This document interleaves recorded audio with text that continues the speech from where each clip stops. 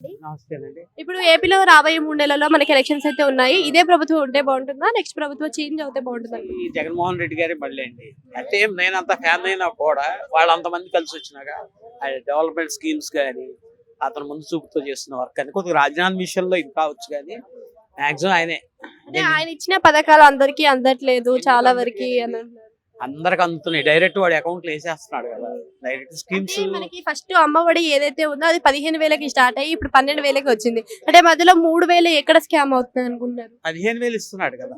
ఇవ్వట్లేదు. 12,000 ఇస్తున్నారు. 10,000 అంటే ఏమన్నా జరిగి ఉండొచ్చేమో కానీ 15,000 ఇస్తున్నాడు. విద్యా విధానంలో కూడా విద్యార్థులకు డబ్బు ఇవ్వట్లేదంట డిగ్రీ వారి. ఇవన్నీ మాటలండి. ఇవన్నీ ఎలిగేషన్స్. ఇప్పుడు ఒక పథకం అందుతుందంటే అది అవ్వకుండా మాక్సిమం 80% న్యాయమే జరుగుతుంది. ఒక 20% ఎక్కడో ఉండొచ్చు. డైరెక్ట్ అకౌంట్ లోనే వేస్తున్నారు డబ్బులు. మధ్యలో ఎవరున్నారు? అంతకుముందు జన్మభూమి కమిటీలు తినేవాళ్ళు వాళ్ళే కూర్చోబెట్టాడు. ఇప్పుడు అంతా వాడు ఇంటింటికి పోయి గ్రామ సచివాలయ వ్యవస్థ కానీ వాలంటీర్ వ్యవస్థ బాగా పనిచేస్తుంది. రౌడీ రాజకీయం కూడా జరుగుతుంది ఈ అంటే రాజకీయం ఎక్కడ లేదండి.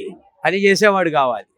అది పని చేసేవాడు కావాలి. ఇప్పుడు పోర్టుల అభివృద్ధి కానీ అక్కడ చూసుకుంటే టోటల్ ఏపీలో పోర్టులు రామాయపట్నం కానీ పోర్ట్స్ డెవలప్మెంట్ కానీ పరిశ్రమలు వస్తున్నాయి కనపడుతుంది కదా. ఇప్పుడు ఎంత ఎల్లో మీడియా రాసుకున్నా ఇప్పుడు ప్రతి దాంట్లో ఒక తప్పు ఎదుగుతారు.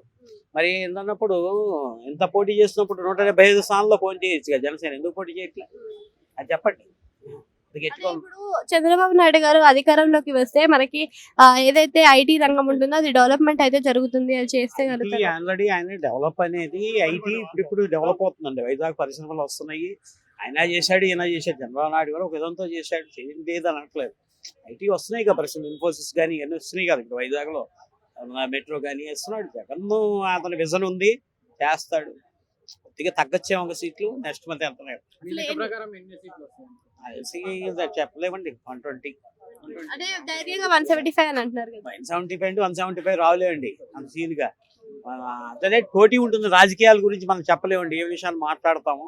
ఇప్పుడు ఒకళ్ళు ఇది రావచ్చు. ఆయన విజన్ ఉన్న ఆయన చేసినోడే కదా. నిర్మాణాన్ని తక్కువడేం కాదు. అంతకుముందు కూడా చేశాడు. హైదరాబాద్ మారుతుంటాయి అంతేగాని తగ్గుతాయి. ఓవర్ కాన్ఫిడెన్స్ కొన్ని లోపాలు ఇప్పుడు గవర్నమెంట్ మీద యాంటీ గవర్నెన్స్ ఉంటుంది కదా కొద్ది గొప్ప. ఇప్పుడు ఇక్కడ అనుకున్నారు అందరూ ఎక్స్పెక్ట్ చేసి తిరిగిపడి కొంచెం కాంగ్రెస్ చేస్తుందని. అధికారం అనేది అహంకారం ఉన్న అహంకారం కావు. నేనే సీఎంని నేనే పాలిస్తాననే విధానం మారాలి. Thank you.